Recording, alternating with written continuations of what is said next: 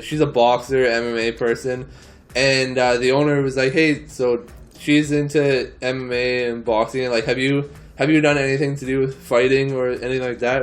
And the guy's like, "Well, like, I don't really fight that often. It's only if I'm really blacked out, like at a bar. Like, that's really the only time that I get into any kind of fight. I'm not big on like kind of scheduling it. It's just kind of like when it's like 3 a.m. at the bar and we're too drunk and we have to get a fight in. That's about the only time I fight." Like, I don't like scheduling them. Yeah. That's not me. I'm more off the cuff, you know? Oh, so...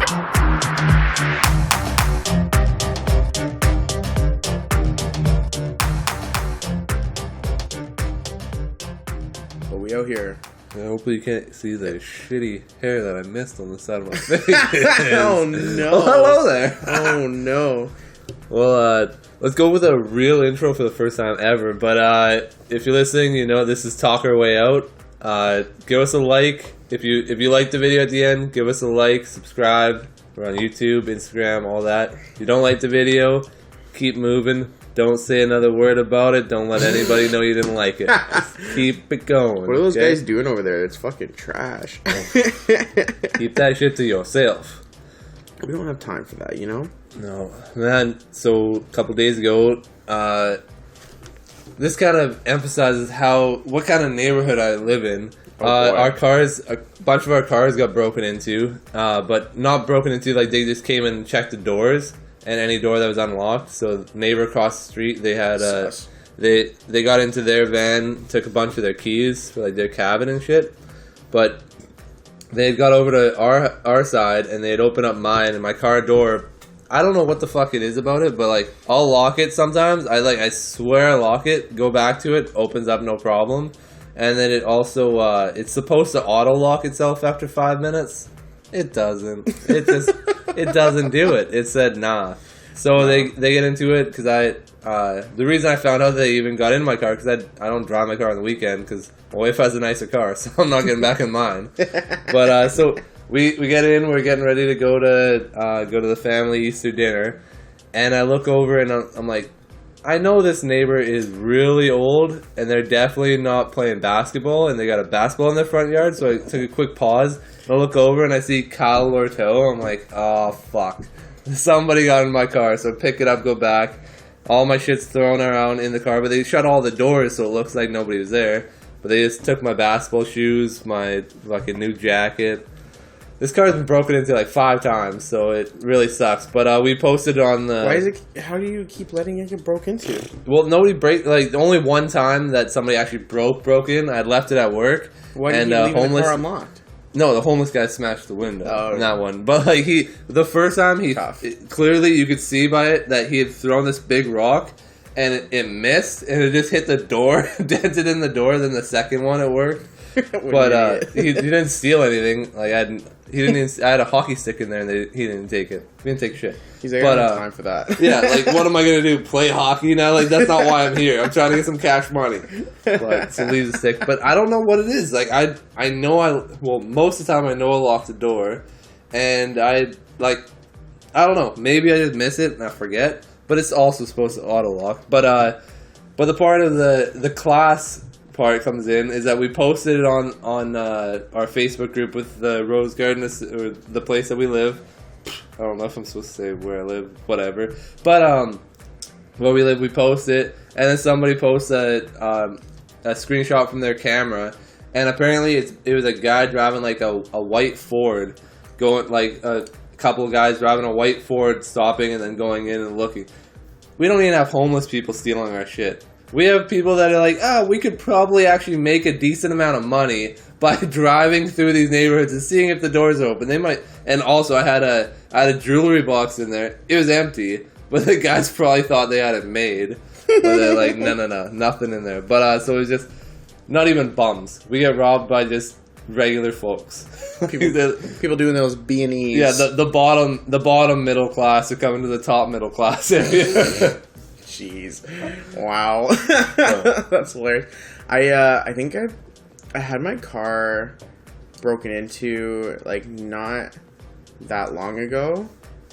Well, I guess it's actually pretty long ago now. I have a terrible memory, guys. I don't know if you guys know this, but the other day could be yesterday. It could be 4 years ago. I don't remember.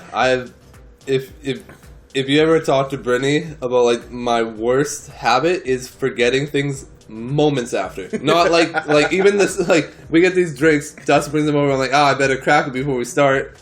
I fucking forgot. Like I got it right before we started. But I'm the same thing. Yeah. It could be today, yesterday, an hour ago. It doesn't matter. I don't remember when it happened, but it's happened since I lived at this house, so I mean, there's a timeline, I guess. Anyways, I don't even know when you started living here. Like a couple of years, I would assume. I feel like it's been almost pushing 2 years, probably like a year and a half. I don't know. Anyways,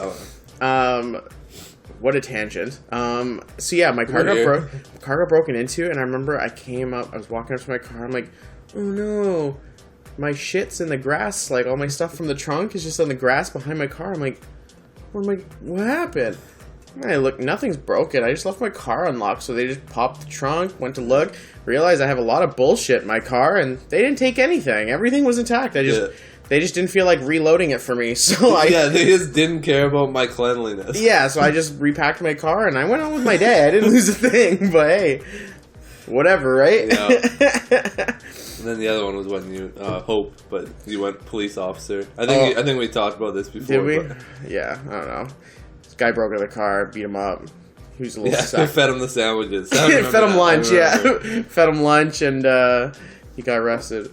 Speaking of feeding some lunch, so Kevin Durant, him and Michael Rappaport, I don't know if that's your transition, feeding lunch, KD, Kevin Durant, what? Because he wanted to fight him. He brought up in the DMs that he wanted to fight. I thought that was your only connection, that lunch and craft dinner go together. I thought that was your transition. I was like, what? A stretch.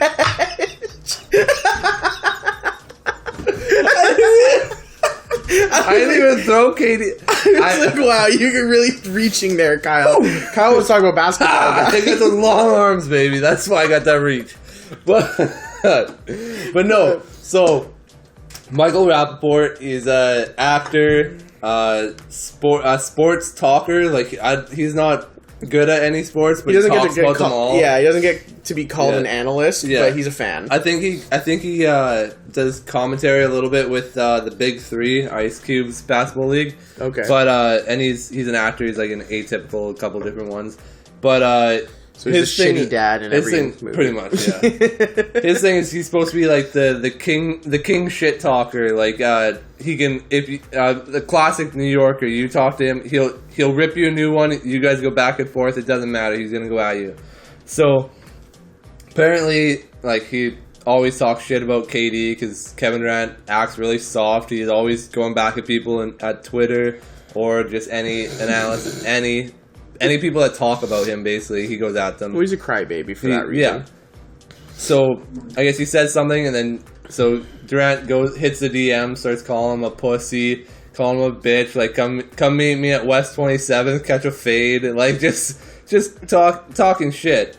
And, like, it was pretty brutal, like, it was clearly, like, called him, like, a cum-guzzling bitch, and, like, all this, like, he went hard in his feelings. Wow, but, was aggressive. But it's, like, 4 different screenshots of DMs, but looking at it, you don't see anything coming back with Michael Rappaport. I've heard, like, from different tweets that it sounds like he deleted a bunch of the things he said and just screenshotted what KD said, which is even more ratty. But it sounds like snake move, to be honest. Snake on snake there. But he basically just... from the DMs, it looks like he just bitched out and was like, "Oh my god, he's he's being mean to me," and then posts the screenshots of DMs. Like, it's a direct message. If you aren't having a conversation in public, you're not supposed to publicize that, especially if you're not supposed to be known as the king shit talker. If you talk shit when somebody comes at you, you gotta hit them right back. But he just pussed out, and then Katie started making fun of him for. He lawyered up at Barstool Sports. They had an interview in, I think, 2018, 2019, something like that. And they were all talking shit, but then they started going at him, saying that he was a fake sports analyst, doesn't know shit, he shouldn't even be there talking to them, blah, blah, blah. It seemed like a normal bullshit conversation, but he lawyered up and sued them for defamation of character. Oh, wow. The alignment of this all works really perfectly because they just got the tapes for the interviews that they had to do because they won the case against him, and they're exposing all the shit that he was trying to do behind the scenes. Oh, wow. So it was the entire thing was kind of funny to watch. That the KD, who's supposed to like act like a little bit of a professional, please. Like, I get it, you're a professional sports player, but like, just fucking don't call somebody a cum guzzling bitch. Like, that's basically my line. That's like anything below that or above. It doesn't. Just don't go there. That's something I would say when I was in grade 9. Yeah, like in grade 9, I would throw in all of the words, but like, yeah, you're a grown ass man. What do you have to prove to Michael Rappaport? He's a shitty actor. Yeah, he clearly didn't have to go to school once they figured out he was going to be a 7-footer. Like, he stopped in grade 8, stopped going to class, and then that's where his vocabulary stayed. Like, he's got enough money that he's going to keep making money by hiring smarter people than him, but just by listening to him talk and seeing him on Twitter and everything, he's a man-child with a child's vocabulary. That's so funny. Yeah, you definitely got to be able to just, at the very least, if you don't want to say Mike doesn't want to just engage with Kevin Durant. Maybe he recognizes that that Kevin Durant's going too far, and to be the better person and come out with the better reputation, he just doesn't want to engage in this. Even then, I don't know, you just gotta, don't be a crybaby about it. And like, I heard something that he cried on air somewhere. He cried because I didn't actually see it, but it sounded like he kind of posted that, hey, I didn't expect all this to go this crazy, and I didn't want to hurt like his character or mine, blah blah blah. I didn't want to hurt his character, that's why I blasted him. It's the dumbest shit because like what? For me, if a 7-foot professional athlete says, hey, meet me on West 17th and we'll fight, the clear sign is like, are you shitting me? Especially Michael Rappaport.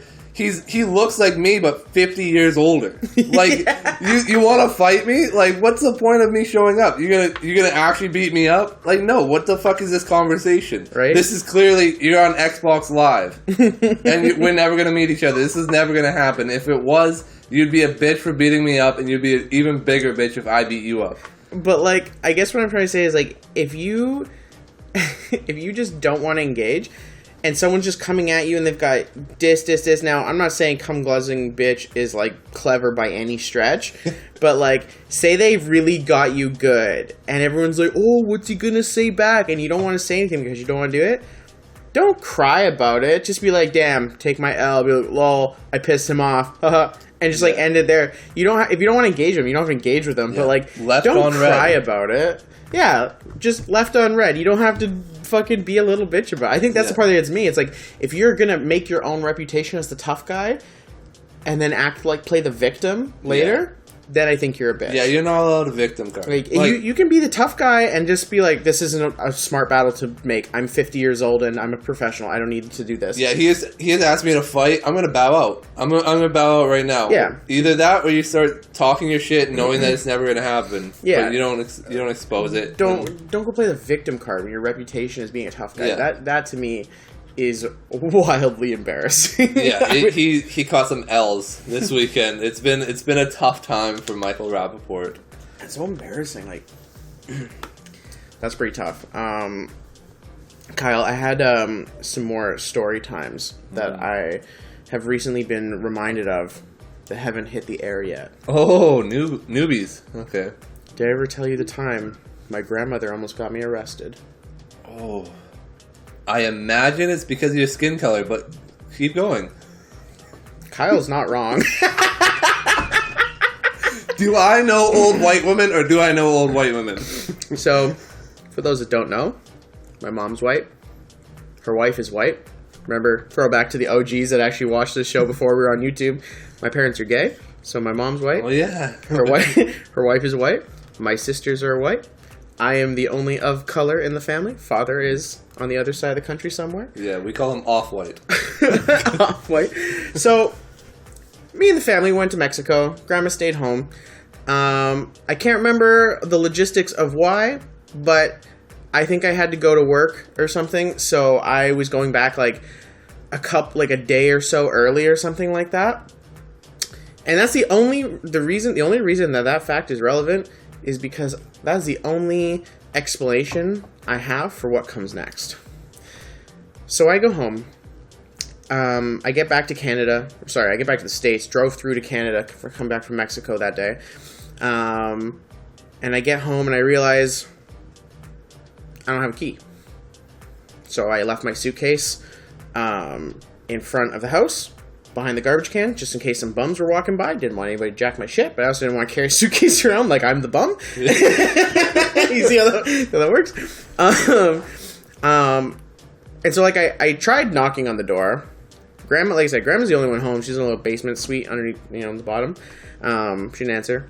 I tried knocking on her glass. I thought that was a bit of a long shot. She's probably sleeping. I know she can't hear shit, so, like, probably not going to answer. Yeah. Whatever. No problem. Because I have two sisters that live within 100 meters in two different houses down the street. Oh, cool. I'm going to go to their house because they're home and grab a key. So I go to start walking away from the house, and the way the road, it's like, if my house is on the side of the road and I'm going to go straight down, it's like a quick left. It's just around the corner that I have to go and get there.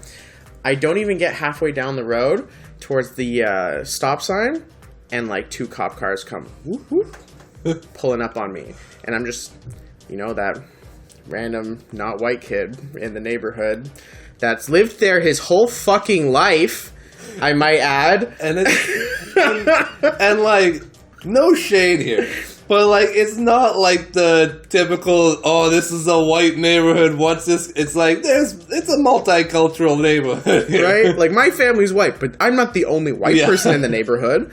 I might not know who they are, but I know they're there. Yeah. Like, either way. So I get pulled up on by some cops, and it's the middle of the night, and I'm just like, hi guys. I already know why they're stopping me. Of course, of course everyone knows why they're stopping me. Yeah. But the fact that they're stopping me, I'm just like, all right, just don't be shady. That's all it is. Just don't be shady. Do everything by the book. Yeah. Just do everything. Just don't be shady. Do everything properly. Answer the questions. Speak in a coherent way. Yeah. And everything will be fine. So a guy gets out of the car. He's like, what are you doing? Walking to go get a key? Where are you coming from? Well, I just got back from Mexico. Don't have a key in my house, so I'm going to go get a key. I'm going to come back. He's like, which house is yours? Just up the street. I pointed at my car. It's still there. Yeah. And he's like, that's interesting. We just got a call. Someone was trying to break into a house. And I'm just like, oh, boy, here we go. Oh, fuck. I feel like I fit that description. And so I'm just like, do you want my ID? My ID says I live at this place. That should be a simple way to prove that Dustin, in fact, lives here. Yeah. He checks my ID. Says, sure. Thought you said you were going to go get a key. As if I was, like, lying. Like, all of a sudden, I wasn't. Obviously, I'm going to get the key. I still don't have the key, dummy. I'm like, yeah, my sister lives around the block. I'm going to go get the key. He's like, all right, go get the key then. And I'm like, why? Like, I'm just like, I just said sure. But, like, what's with the tone? Yeah. Like, what do you mean? Okay, go get the key. Like, are we still talking? Like, am I good to go? Am I still proving myself? Anyways, so I start walking. It can be like, all right, just down the street. I'll be like 2 minutes. Like, it's really close. You can see me if you stand right here, actually. You can watch me walk over there. It's an eye shot. He's like, all right. So I start walking. I grab my phone and I call my sister and I tell her what's happening. And she, of course, she starts pissing herself laughing. I get there. The whole neighborhood, because it's middle of the night, and it's like not a big city, so like there's not many lights. So when the cop lights are going, that's all you can see outside. It's just cop lights all over the neighborhood. And so she opens the door. She's pissing herself laughing. I'm just like, whatever. Just take my L. Let's just give me the key so I can fucking go deal with this. So anyway, I get the key. In the meantime, they had gone to the house and knocked and got my grandmother to come out. She's in fact the one that called the police. She thought someone was breaking into the house. I went and grabbed the key. I'm like, got the key. And then they're like, wait here at the edge of the driveway. And I'm like, We already proved I lived here. Yeah, I really thought that we were past this, but whatever. Okay, I'll stand here. I'm like, I'm like, see that suitcase by the garage? Mine. You want to look at my shit? Like, I don't know what you want. Yeah. That's the thing, too. I told him I was coming back from Mexico. And he's like, you don't have any luggage? Buy the house. You want to go see? You want to go take a look? Got them in board shorts. You want to smell the chlorine on those bad boys? Because I didn't wash them. Anyways, so I'm at the edge of the driveway. And my grandmother's name is Dorothy. And they're like, Dorothy, do you know this man? And she's just like, being old, you know how old people kind of like wobble when they like look at stuff? Yeah. She's like, no. And I'm like, Grandma, come on. Grandma, you're really fucking me right now. I'm like, and I'm like, Grandma, it's Dustin.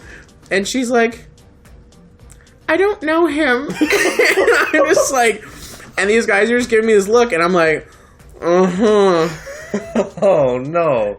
And then it's like the longest 30 seconds where I'm sitting there thinking, I'm like, how the fuck is this even happening? Am I about to get arrested because Grandma still can't see? Did she decide till right now to decide to lose her memory? Like, she's been fine this whole time, but she decided in this moment. Low-key, Katie called her. She's just fucking with me the whole time. You're on tape. Anyways, so then she's like, after like a few seconds, she's like, oh, Dustin. I'm like, yeah, it's Dustin. And then finally the cops are like, oh, you do know him? She's like, yeah, that's my grandson. I'm just like, oh, fuck's sake. So, anyways, Grandma goes back inside. She's like, oh, sorry. And then I'm just like, what am I going to do? Fucking lose it on my grandma? Yeah. Of course not. I was just like, man, I felt, I don't know about the reality of it, but I felt in that moment that I was like, one more interesting coincidence to come up for me to legitimately get arrested that night. It's so crazy that that there was only one moment where it might not have been your house, and that was your grandma saying she didn't recognize you. Everything else, like, it should never have even, hey, do you live here? Yes. Do you have ID? Yes. Does it say you live here? Yes. Why are you getting the key? It's right there. Okay, I'll go get it. Like, what more do you need? Okay, now we're gonna walk you in. Are these your shorts? Like, is this your room? Where's your room? If this is your house, how come your room's in the basement? I don't know. These dirty drawers don't smell like your ass, but let me get another whip. Yeah. Like, it was ridiculous. But I love that your grandma still didn't recognize you when you were standing there. Like, that's the part. I thought for sure Katie was just not going to give you a key. I thought she was going to keep laughing and be like, oops, forgot it. Can you imagine I catch a charge? Oh, she'd be like, I'm trying to take that favorite kid's phone back, baby. I'm not losing to you no more. Oh, man. That's awesome. So, that situation with my grandmother reminds me of another story. Okay, so everyone remembers COVID-19 because it's still here. We're still dealing with this every day. According to some people. Hey, so I don't think it's real. I remember when we were like, apparently they're going to be locking down things. What's that about? Yeah. When we were still at that stage of Corona, like last year, and like toilet paper was starting to go, missing everywhere. Everyone was looking for toilet paper. And I'm just like, yo, why are we looking for toilet paper? Now, I wasn't in the stocking my cupboards hype train, really. I never really got there. But there was a moment where I was like, yo, I gotta wipe my ass, bro. I'm not sure wipe my ass with some fucking paper towel. I do not have the time to have a shower after every time I shit. Yeah. I cannot do this. I need some TP. I need some toilet paper, and I don't have time for this bullshit. And I was like, all right. I know my lady doesn't want to go to Costco and take care of it while I'm at work. I don't think it's going to even make it that long. From what I'm hearing, everyone's going crazy about the toilet paper. Sounds like my worst fears are coming true. I'm going to have to go fight some old people in the Costco line. So, this fateful morning, I show up, Costco. It's, I don't remember the exact time. You know how my memory is.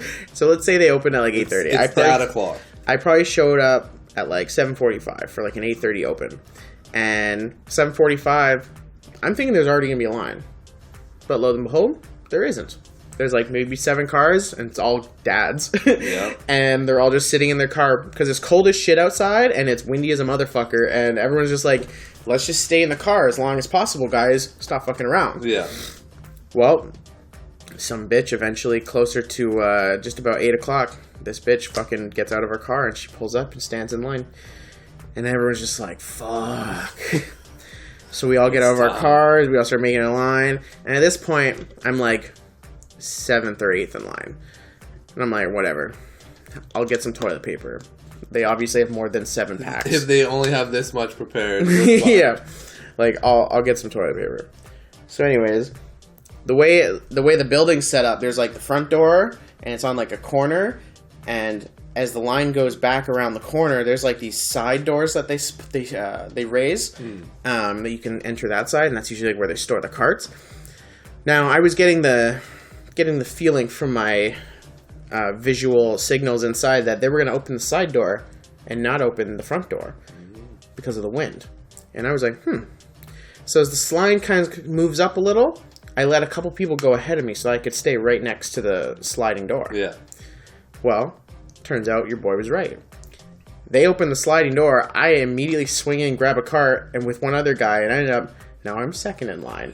And all those senses. Yeah, exactly. I'm a snake. It's one thing football taught me, how to slither through a crowd. Anyways. I can spot a gap. Yeah, I know where my gaps are. Got that vision. Anyways. So now I'm like, alright, cool, I'm second in line. This will be easy. And then I realized, I'm like, I was fully prepared to just walk to the spot, grab the toilet paper, go pay, check out. Reasonable adult. And then I start hearing people behind me. And everyone's doing a lot of talking about running across the entire store because the toilet paper is in the far corner opposite of the entrance. Back right. And they're talking about running there. And I'm like, oh my god, guys, it's so early. Why are we even thinking about running? Not to mention, you're also old. Like, I mean, I'm 27 at the time, and I'm easily the youngest by at least 10 years. Yeah. Like, we're talking old, middle-aged people. 10 years. It's like 40-year-olds. We're talking about these old fucks. Fucking 40-year-olds. I'm talking a lot of shit to these people that are like still have like kids under 10 that are 40. Yeah, but you're above middle age. Like you're past your prime. Take a walk. Anyways, I'm just like looking around like there's no one here that's gonna be able to keep up with me. Like, am I really going to have to run this? This is stupid. And the only guy that was even ahead of me was because he was the first person to not take a cart, and he was like only a couple spots behind me. So I grabbed a cart, got second. He didn't take a cart, so he was just there. Well, he's limbering up. Like, he's doing his stretches a little bit. He's, bringing up the knees a little, getting warmed up. And I'm just like looking at him like, bro, do you want to win? Like, it's okay. Like, I'll let you go ahead of me. We're all going to get toilet paper. Yeah. And then... Do you want to just jump in the cart? We'll just team up together. And then, I don't know. I guess I got some of the sauce, and I was like, you know what? I'm going to fuck these old people up. I'm going to turn on the burners. Yeah, I'm going to turn on the burners. I'm going to get that fucking toilet paper first. Fuck this guy. Mm-hmm. Fucking Jim Bob over here. He's toast. Watch me dust this old man. Anyways, I was ready for a showdown. I was even thinking about where my turns were going to be because I didn't know it was they had it all laid out. Rally race. There was a single mapping out your course. Yeah, they had already mapped out a single route to the toilet paper that you couldn't they wouldn't let you. They wouldn't let me go off track. They already had it mapped out. That's what kind of craziness the beginning of COVID was. You couldn't even get socks from Costco. You had to get toilet paper and that's it. Yeah. So they had it mapped out, so I couldn't go anywhere anyways, but I had made a plan in my head. I was like, all right, I'm going to go here. Like, I had it planned out. Anyways, they check our cards. They're waiting. I've got my Mario Kart vibes. You hear the ding, ding, ding, bing. And I had a cart, so I take, like, a good, 5 hard steps, and I just, jump on the back, and I'm flying. I'm rolling. And so... this old man, because he was on my right side, the first is a left turn. that left turn, I take it wide with the cart out, and I kind of rub this guy off into the boards. So that sounded Costco drift right now. That sounded really gay. I just started to rub this guy off. But anyways, that's fine. Do whatever you want. It's all gay in love and war. So now we're on the straightaway for the length of thing. I take another like 3 hard steps, and I'm so much faster than all the people. I'm looking back. I've already got like 30 feet in front of the next guy. Like that guy, he wasn't even fast. I just like burned him on that first corner, and I was flying. It was so easy. And I was just thinking to myself, I had it built up in my head that this was going to be like this race to the death, when in reality, they're all so slow, despite their will and drive to get there. They weren't even close to fast enough. Realistically, they were sitting there whispering to each other, like, let's get this guy to run, just get him out the way. They're just walking. You've got it all built up in your head that you're in a race. Yeah, so I remember I finally get to the toilet paper, and there's like an honest 5 seconds where I get my toilet paper, and I start like kind of like walking away, and no one's even in sight. Like, no one's even, there's a couple more turns, no one's even in the section yet, and I'm like, well, that was pretty embarrassing. I got caught up in some Costco street race. Yeah. Oh my goodness. It was a pretty tough time, but yeah, me and old people, I always find myself in these confrontations. And so speaking of transitions, I'm gonna make another one since we're talking about toilet paper. Talk about a guy that just wiped his ass with his analyst career.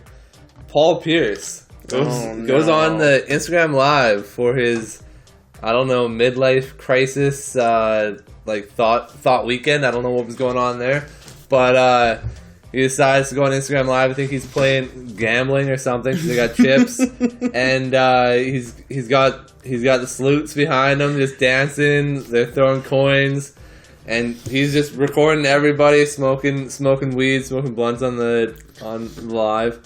And like, this would be normal if you were like a nobody or a rapper or like somebody that doesn't work for ESPN, who is owned by Disney, where you can't do that shit off air. As much as like I think you should be able to do whatever the fuck you want, if you're gonna work for something like that, like us, if we work for our companies and we start wilding on them, they'd say shit to us. He's doing the same thing, so everybody was talking about it because they're like, what the fuck, does he not know that it's live right now? Like, did he start making a video, forget to press stop? Like, what's going on? That's so stupid. So it was for like, what, 500 people were on his live? Like, there's like no one on. Yeah, there's nobody on the live, but then everybody talked about it after. So like, his name blew up, but he was released from his job today because they're not putting him back in there. Because it's kind of the same thing that always happens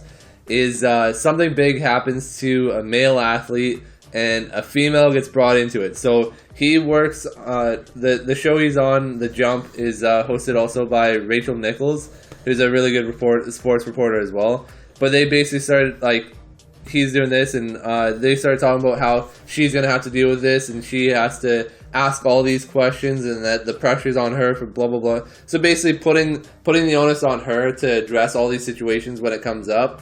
So I think everyone's going to ask her what happened, and she has to answer it. Yeah, and she has to either be his friend or be on the side of, like, she has to be the poster boy and the responsible one in the room, even though nothing about this has anything to do with her. Mm-hmm. But so everybody was kind of happy that it was just, he got fired, he's not showing up. Those questions she can just brush them off and say nothing if she wants to now, because she doesn't have to actually face the guy and have to go to work with him. That's true. Honestly, who's gonna miss Paul Pierce on the air? Nobody. That's what I'm saying. Is that, like, hey, the dude made his money. He made probably $400 million through career earnings and endorsements and all that.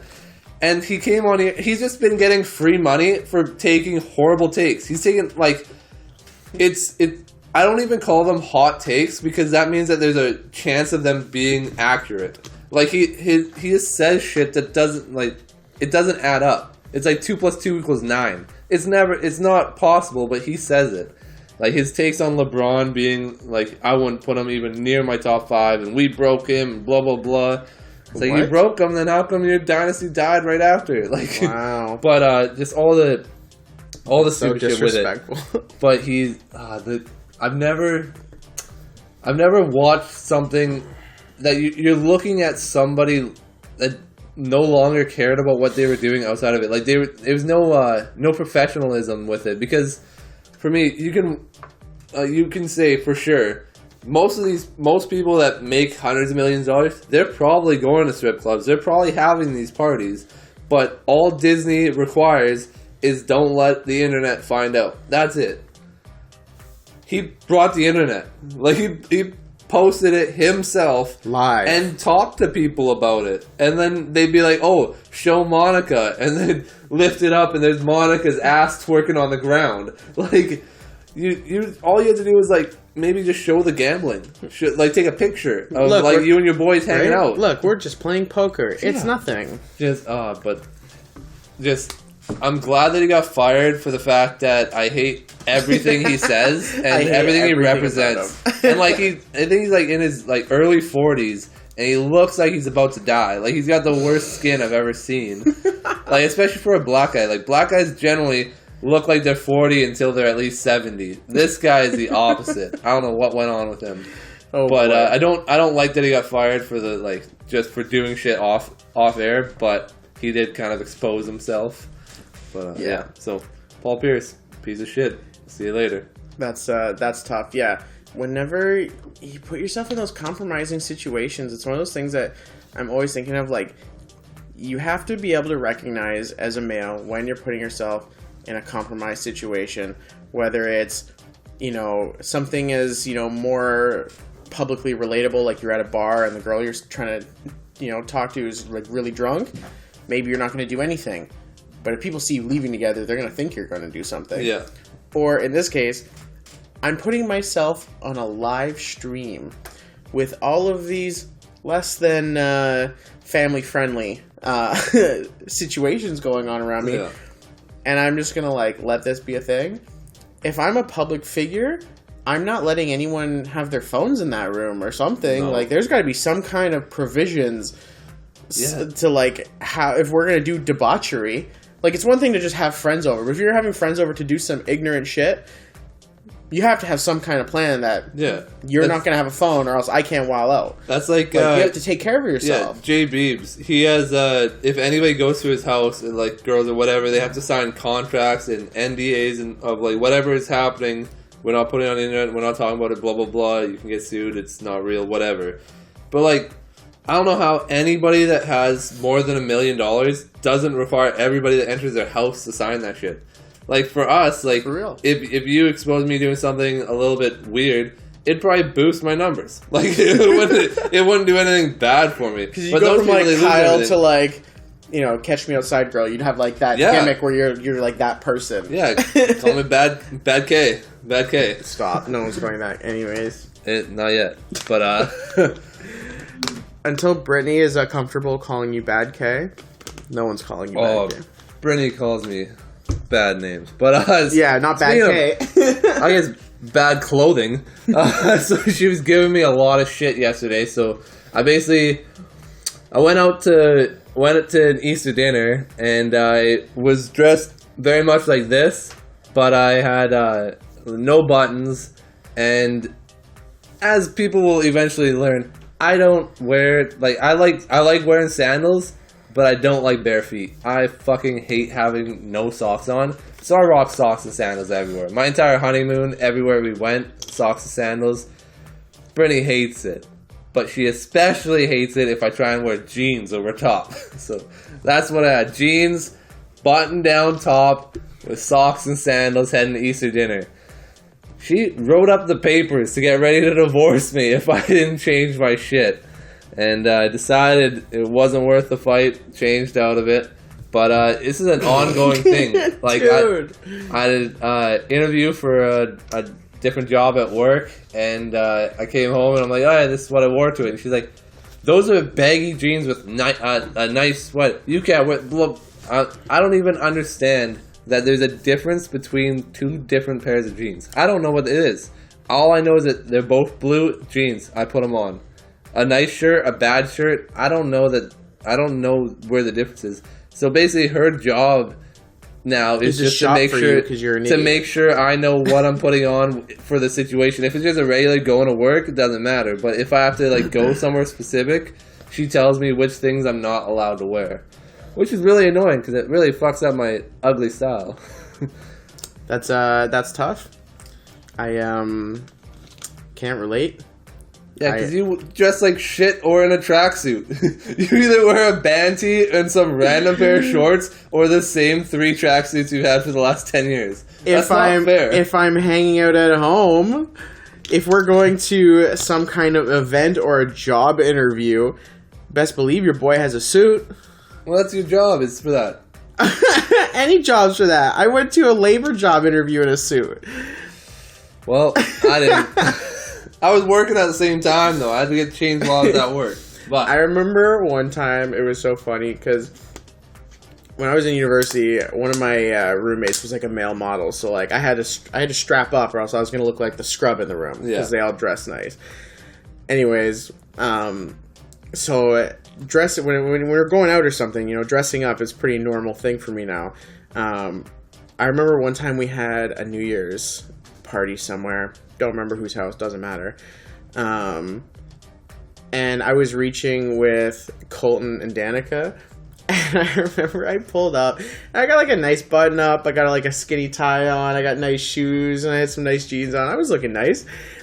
And I remember Colton showed up with like a shirt like that. With like matching cargo shorts and like his runners and a hat. And she's just like... See, I told you, he dressed up nice. Why the fuck can't you dress up nice? And she just chewed him out. And he's like, what? And he was like choked at me. Because I dressed up. I'm like, dude. Why the fuck you dress like that? I was like, it's not my fault. You look like a scrub. Like, I was fresh. He posted his headshots the other day. He wasn't even wearing fucking pants. He won't even put up pants to his pictures. But that's so good. And this is not to say I can't dress up. It's just I generally don't. You haven't worn a suit since the last wedding you attended. Not lying. No, Christmas parties. But Christmas we didn't have one last year because COVID. Yeah, so probably, yeah. Probably. So who got married last? Fucking, was it Elliot or Spencer? I don't know. I can't remember. I think Spencer. I think Spencer was the last. I think Spencer was the last. Because that was because Brooklyn was like 3 months. Yeah, because they were like a month or two. Whatever it is, I think Spencer was the last one. That was the last time I wore my suit. So whenever the fuck Spencer got married, that's the last time you wore a suit. Yeah. Anyways, this guy. You can't wear suits with kids. You get thrown up on. Like, you can't waste a suit just for nothing. I'm not going to even bother doubting that because you're probably 100% right. But like, that's actually... you did go to a job interview with baggy jeans and a fucking... Yeah, and I'm probably going to get the fucking job. I love my skills to talking, boy. I love my skills to... You can dress whatever you want as long as you can do the fucking job. You know what? That's true because like, you could dress in a suit and still not get a job. I remember this one guy came in and you know what? He came in, he sat down, I was chilling at the host desk, and we had, like, a good conversation. He seemed like a chill guy. I was like, you know what? I could work with this guy. He's chill. And he goes and does his interview, and then when he leaves the building, I see him just, like, stop at the walkway, like, right in front of the front door, and he just pulls out a dart and starts smoking it right there. And I'm like, bro, like, you couldn't have, like... inside, boys. You gotta walk. Like, you barely left the door. Are you smoking a dart in the front? Like, chill, bro. You don't even work here yet. And I mean... For that and other reasons, I think he really creeped out my boss. Turns out he's a weird guy. I heard some weird fucked up shit about him, so maybe we dodged a bullet on that one. Yeah. But considering I left that thinking, hey, he's a good guy, let's hire him, to who is this guy? He didn't get the job. 5 minutes of conversation. But he wore a suit and didn't make a difference. Yep, see? Sometimes job interviews have, like, the funniest situations. When I was working at Boston Pizza back in the day. Yeah. I was a manager at a Boston Pizza in town, and how the fuck you got a manager position like that? Like, you just showed up, you're like, I'm clearly smarter than all these people. Can I be a manager? I've never worked in anything like this, but I'm clearly better than that guy. Obviously, I was nice. You wore a real nice suit. Everybody else that went for it just wore slacks because they're like, it's Boston Pizza. You're like, I'm going to own this place. The thing is, too, is like... They didn't even just, like, they, like, told me in the hiring process when I was getting that job, like, because I hadn't worked in a restaurant before, they're like, yeah, like, we'll do this interview, and if it goes well, we'll have an interview for the owners. That first interview went so well, they hired me on the spot. They fucking called the owners and told them to come meet me. This is chill. Anyways, I'm not here to flex, because no one actually cares about Boston pizza. That was a big flex. So this kid comes in, and there's a Taco Bell, like, literally, like, 50 yards down the street from Boston Pizza, and he had an interview with my boss, but my boss, she just didn't come that day. So this kid shows up. Didn't show. And he's like, yeah, I got an interview. I'm like, interesting, because I already know she's not here. So I'm like, oh, well, give me 1 second, please. So I go back, I call her. She's like, yeah, you want to do it? I'm like, yeah, why not? You know how it is. Let's learn on the go. Everyone's just like, yeah, what? And so, he looked like, your typical 16-year-old. He had the long blonde hair. He had his skateboard with him. Nice. It's always a good start when you show up with a skateboard. Yep. Nice. And I assume he just came from school because it was, roughly 3 o'clock-ish. And so I'm like, so, got a resume? He's like, and I just looked at him like, nice. And I just gave him that really condescending, good job, you're off to a hot start. And he's just like, I'm like, give me a second, I'll go find it. And so I go find it, I come back, all right, go meet me at that chair up there. So he walks up there, and I let him sit there for a minute and stew while I just do other things for a minute. I was dehydrated, needed an orange juice, stuff like that. Some OJ. Anyway, so we get up there, and I start grilling him just because I'm bored. I have nothing else to do. And I don't know what the fuck I'm doing, so... What do you mean? I always know what I'm doing. Did you ever do interviews before that? Yeah, I have traumatic stories of my job in college. No, okay. I thought this was your first ever time doing it. Was she just like, why don't you take it? I mean, it's not like an interview's that serious. Like, first off, the job you're applying for is fucking monkey work. Do you know how to do a dishwasher? Ours is nice. You just open it and close it, and it does everything. I'm going to pay you enough to keep that skateboard. Yeah. I'm more concerned if you're a fucking idiot or not, because that's the last thing I need is more idiots around here. Anyways, so midway through the interview, I'm kind of like, all right, I've got some information out of him. He tells me, I see on the resume he worked at the Taco Bell. I was like, so, what made you want to leave Taco Bell?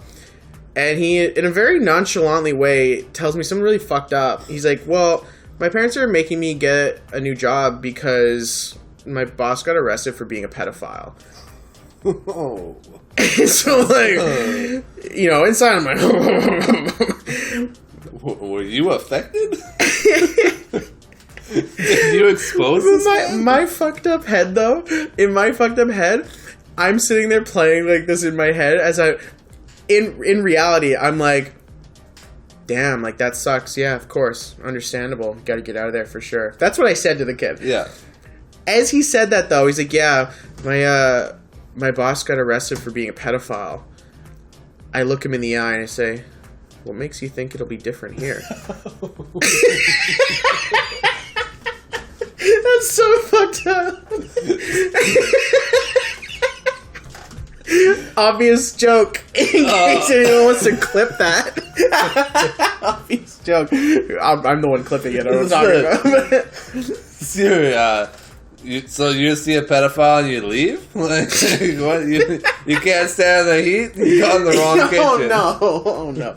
We can't make these jokes. We're crossing lines here. We can make these jokes. It is not really the truth. But yeah, it's like every Subway employee just leaving because they're like, oh fuck, Jared got caught. I better go work at fucking Quiznos. Sometimes those first interviews and like meetings with people are just so like... They're so cringe. I remember this one time, this girl came to drop off her resume. Now, context, when I'm writing, sometimes I'll like make spelling mistakes, and I'll just like, my brain knows I made a spelling mistake as I finish the word, and I just, at the end of the word, I fill in the missing letter or the missing line or whatever I did. Yeah. I just finish the word, correct it, and I keep moving. I've always been like that in high school and college. Like, I've always been like that. So to me, my brain doesn't really think about it. It just happens. Now, this girl comes in, nice girl. I don't remember how old she was. I think she was like 19 or 20. She was coming to apply to be a server. Same procedure I always do. Take the resume. Looking for full-time, part-time. What do you want to do? Do you have your certifications? Blah, blah, blah, blah. All the bullshit. Yeah. Well, she said she was looking to be a server or a hostess or whatever. I was like, cool. I'll go to write that on a resume. Except, as I'm writing it, I write server, H-O-T, fill in the S, and then I continue. So this girl literally sit there, watch me write server, hot, and then casually check fix mark. it. Yeah, check. Well, you're 1 of 1. We're good here. Server hot. She makes it. She sees me, and then as I fill in the S, I just remember poker facing like nobody else, and I'm like, awesome, cool. I'll pass this along, and we'll hear from you. And she walks away, and I turn around, and I'm like, oh my god, Dustin, what did you just do? So I don't know if my boss ever called her. But either way, she didn't work there. In my head, she is like, you know what? I was kidding. Your manager's a fucking creep. Yeah, I heard the Taco Bell guy was good friends. I heard these managers get around here. Oh, no. Ew. Yeah, so that was pretty tough.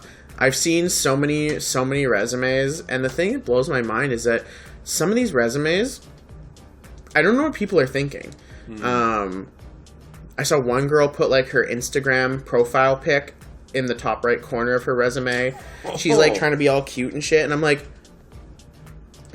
yeah. I think Katie, I can't remember it. Katie Nodding back in the day, she used to she worked at the CD Plus in the malls, and people would always they'd put in their resume, then the front page would be like their face.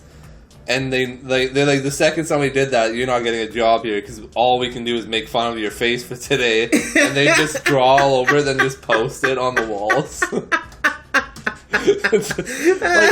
you don't like the entire idea is that you want to put as little things that can that somebody could really look at to identify you as. You just want to put your best qualities. If you put your face out there, the odds of your face being your best quality and your most suitable thing for any job, very low. See, that's the irony behind it. Because you're putting your face out there, presumably because you think that you look good and you think that this is a redeeming quality that someone might hire you off the basis of.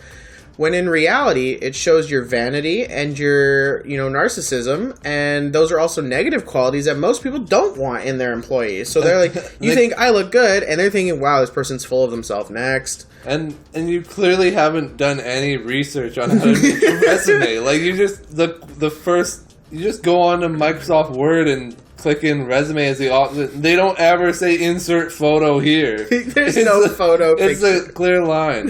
Like, unless you're going to LA for a modeling gig or an acting job, you don't need a headshot. Yeah, you get headshots, like, if somebody specifically asks... oh my god, that was a tough sentence.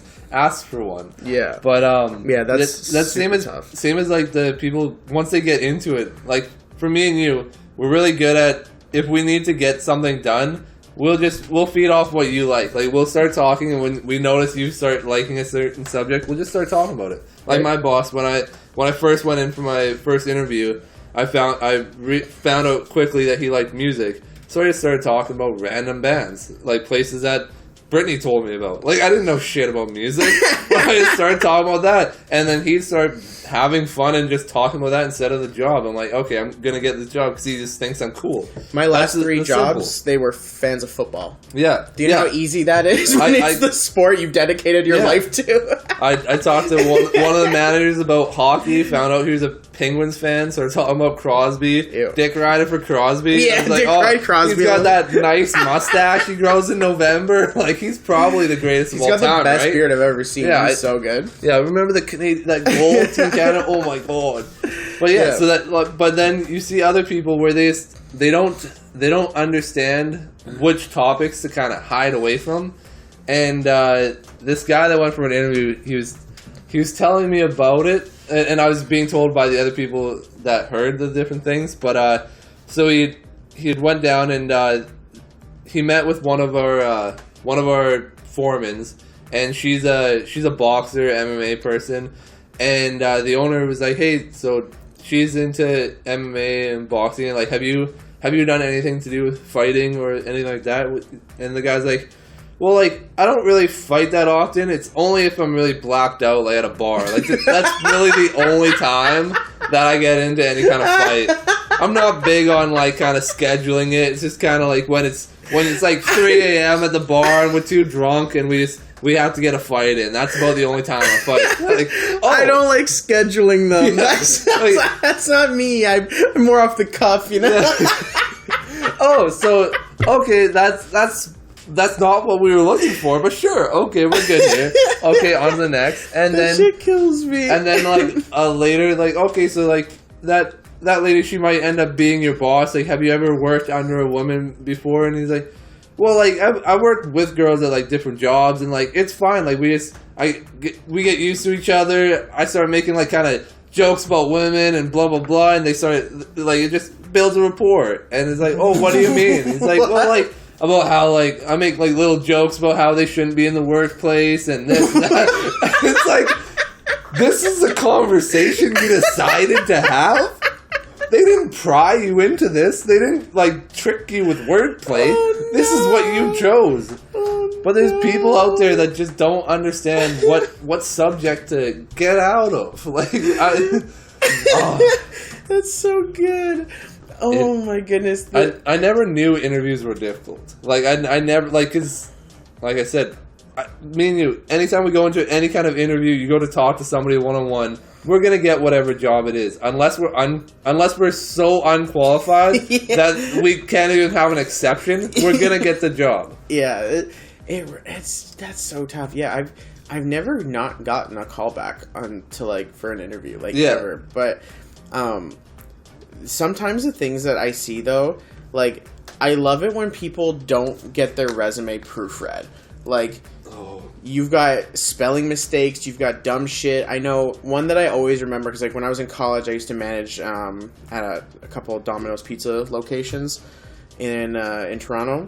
And one of the resumes I got, first off, I had a cover letter.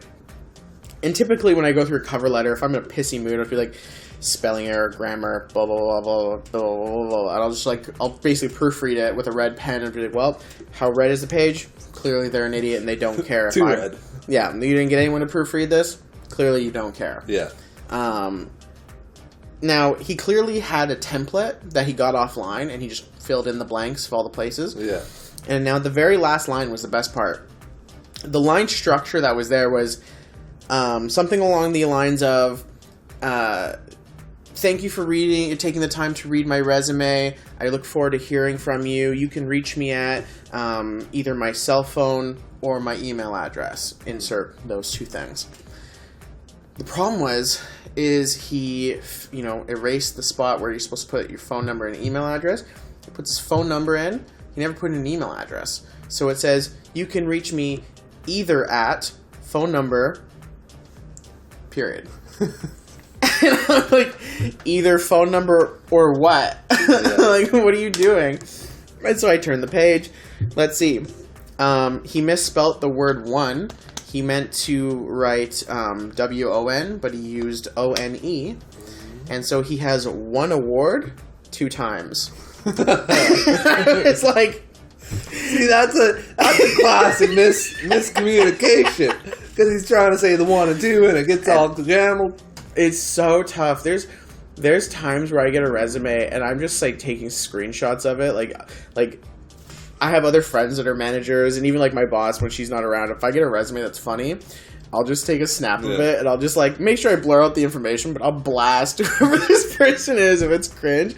I'll send. Ooh, yikes! I'll send it to literally everybody that will appreciate the manager humor. It's so funny. Like, another thing too is I get so triggered when people write stupid shit on their resume. Like, you kind of touched on it, but like, as a manager, when I look at a resume, I don't care where you went to elementary school. If you graduated high school, if that's something that's relevant to you and that's like your peak of your education, cool. When did you graduate? That really just gives me an idea of how long you've been in the workplace, like in the work environment. It really, that's all it is. I don't care if you were all if you had straight A's, unless you're, I guess if you're the less experienced you are, the more that's relevant. But like, this is coming from people that are in their 20s. If you're 16, 17, and this is your first job, that's one thing. I'll give them more slack. You're 21. What have you been doing? If you are 21 and you're in university, that's another thing. We can talk about that. I can see where you've been at.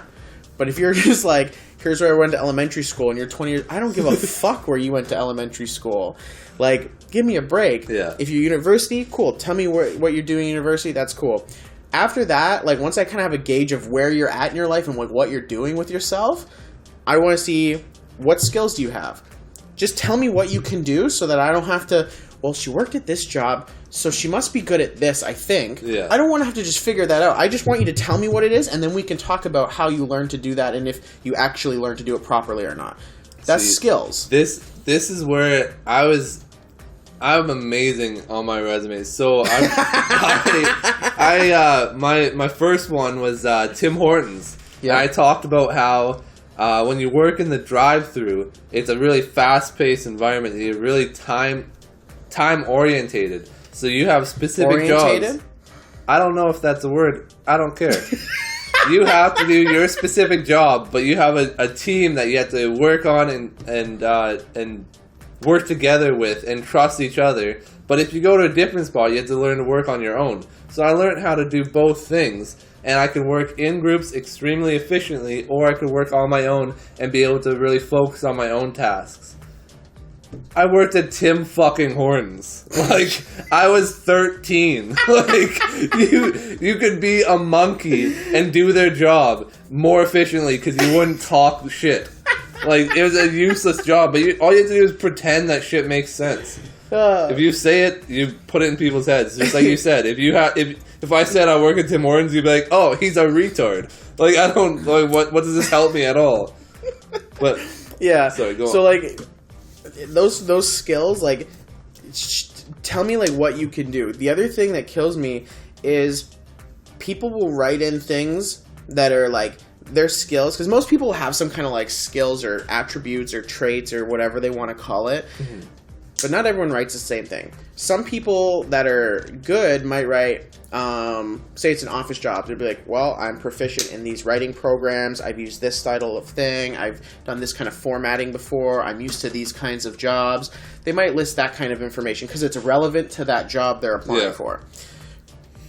People that write dumb shit usually write things along the lines of, I'm a fast learner. I'm organized. I'm good at working with a team. The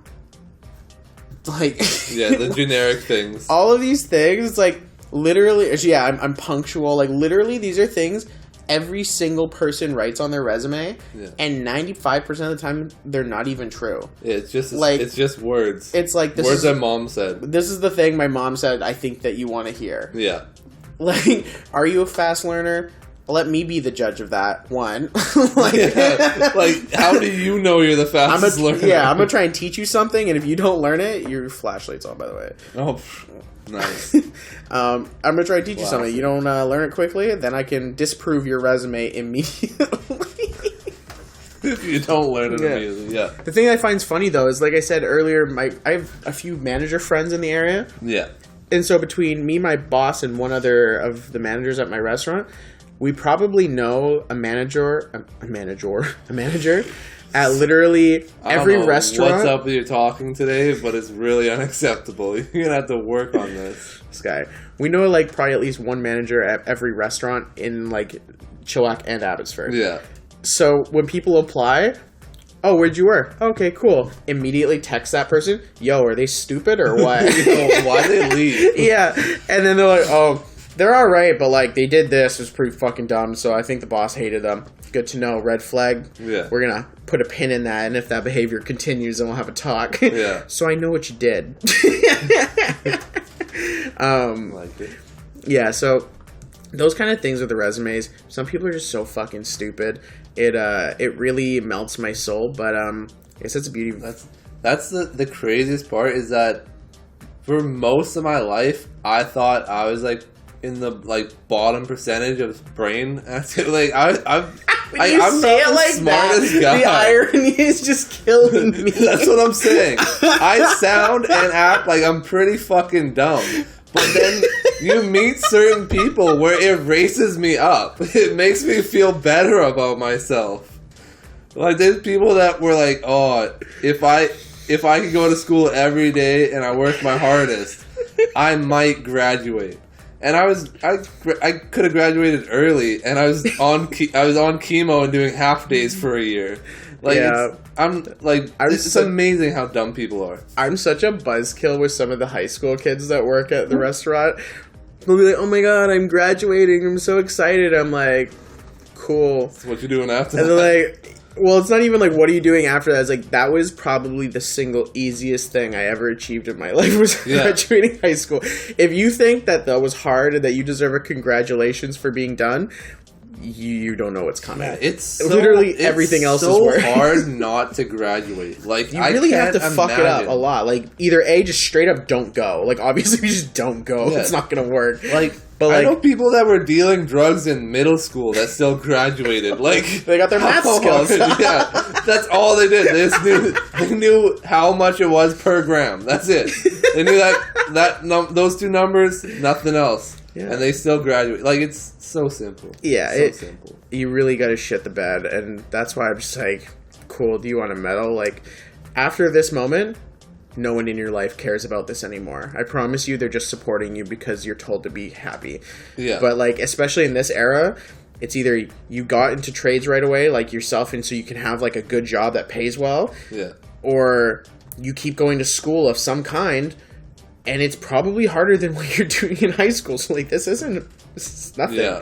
Like, it's very hard to just, like, oh yeah, I'm done high school, whatever, you're gonna what? If you're not doing anything, like I said, unless you're getting into trades, every job you get that's not trades, that requires no education, is trash. Yeah, it doesn't pay you anything. No, you have to be in trades. That kind of jumps into the next one I was thinking about, is, like, the other avenue is kind of the formula we're kind of going for, is the online, Instagram, podcasting, gaming, Twitch, like that. Very true. So that's the other option that a lot of kids have nowadays that people didn't have before. That's honestly, like, we could have been billionaires by now.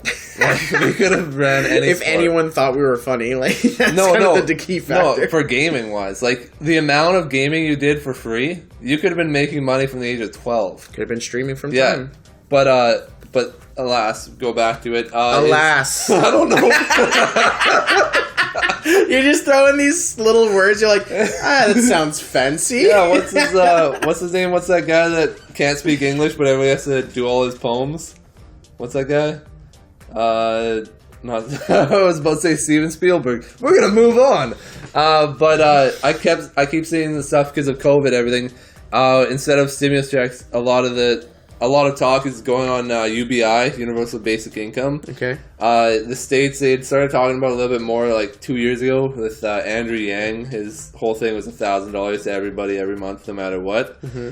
And the idea of UBI is, I think, it's smart, and it's kind of the next thing. I think Canada probably will be the first, like, out of Canada, the States. Canada, I think, is the best chance of starting it up because we are more, I guess, communist than capitalist, really. So I think we'd go into it.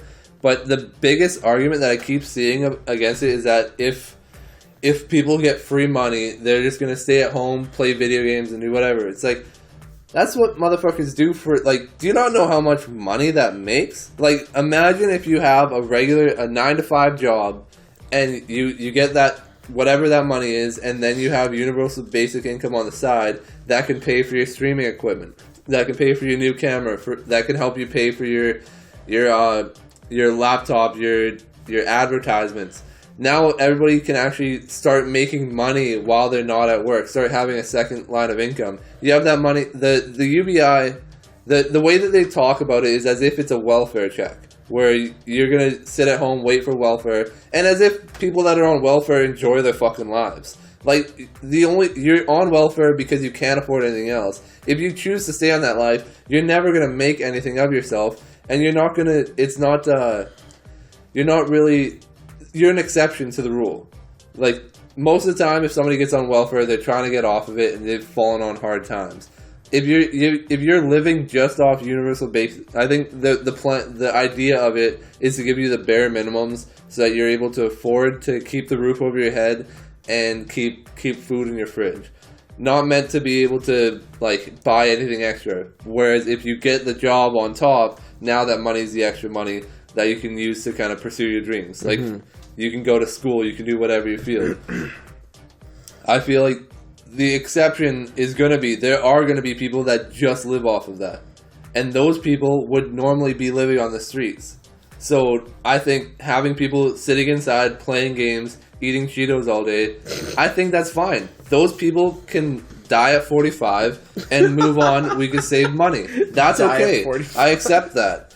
The contrast of it is the homeless people that we have. Like in Chilliwack, I don't know, it's not as bad as like Vancouver and everything, but it slowly moves down.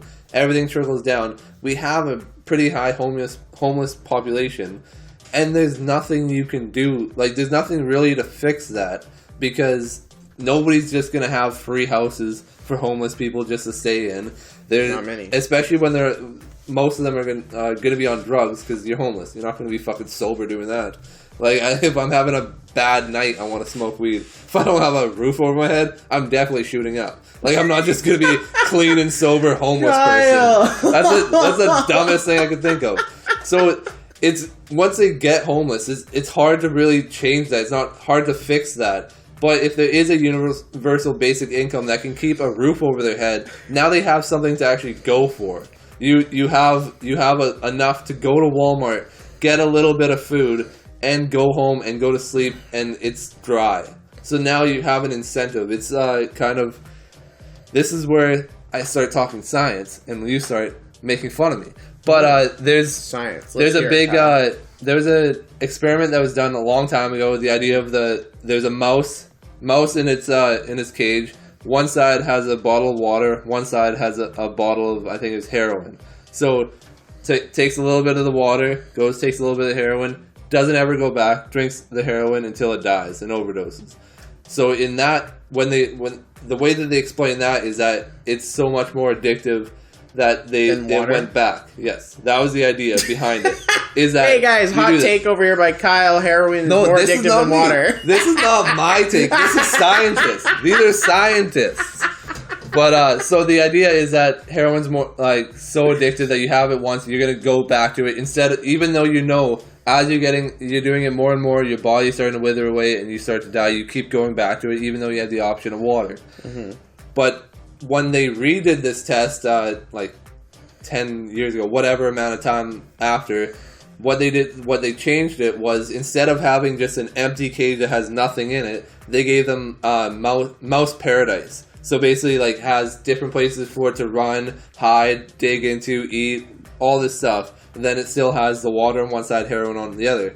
The mouse started choosing the water over the heroin because it had a nice life. It had something that was worth living with. And like that's the idea behind it, is that if heroin was so addictive, they would have still done it even though they had a good life. So in that way, to put it back to what I was saying, if you have a roof over your head, you at least have an incentive to not keep spiraling down, and you have an incentive to stay alive. And that's why I think UBI would be a good idea. Yeah. Dr. Kyle, reporting for duty. There's the science. It was pretty good. It was accurate. It fulfilled my goal. I thought you were going to end it with, so heroin's more addictive than water. Yeah, that's what I was getting at, really. Is that, I don't know. I drink a fuckload of water. I haven't done too much heroin. I only drink water when someone puts it in front of me. That's pretty much it. I down water. Like, I probably drink 4 or 5 liters before 8 a.m. Like, I drink water like crazy. My parents, I was at my parents' house the other day, and by the other day I mean yesterday. And there's a moment of the day where my aunt's like, "You want any water?" I was like, "Nah, I'm good." She's like, "You should drink some water." You're right. We're gonna play this game. She's like, "You haven't had any water since you've been here. You've been here for hours." You are correct. Well, that was like the month that you took off of having, so I do sober October every year, have for the last bunch of years. But this year, Dustin went in on it with me, but clearly he doesn't drink, so it fucking doesn't really work. When he took off pop, and we both decided just to drink water for the month. So that was when he realized how much iced tea he drinks. You were dehydrated your first day. You're like, I might be sick. I might be having withdrawals. I don't know what's going on. But it's because you drank 0 water and all iced tea. I drink iced tea again, but I would say probably like half as much as I was before. Because what I was drinking before, it was going out of style, guys. People weren't drinking iced tea anymore. It's been out of style. Like drinking juice. It was out of style. I was drinking it heavy. Juice anymore. But now I drink a little bit of iced tea. I do drink a lot of water though. One lifestyle change that has changed over the last little bit. We get Starbucks a lot. A lot. Every day. I think like every day. I think I basically only drink water. I think I've had maybe I get like my lady a tea or whatever, and I'll get a water. And I think I've probably only gotten myself maybe 2 drinks in the last 6 months. I just drink a venti water every day. And that's because that's your water consumption. I mean, yeah, that's most of my water consumption. That's pretty much it. But thank God that I come here for the podcast. He would die. That's crazy. But what I'm trying to say is not like that's a good water. Yeah, you're doing better. Instead of crushing fucking frappuccinos at Starbucks every morning, I'm drinking water instead. So oh my God, that's the level that we've got to. You're talking shit about my science. And you're like, well, I drink 1 venti water every week instead of a frappuccino. So that's pretty every day. Every day instead of a venti.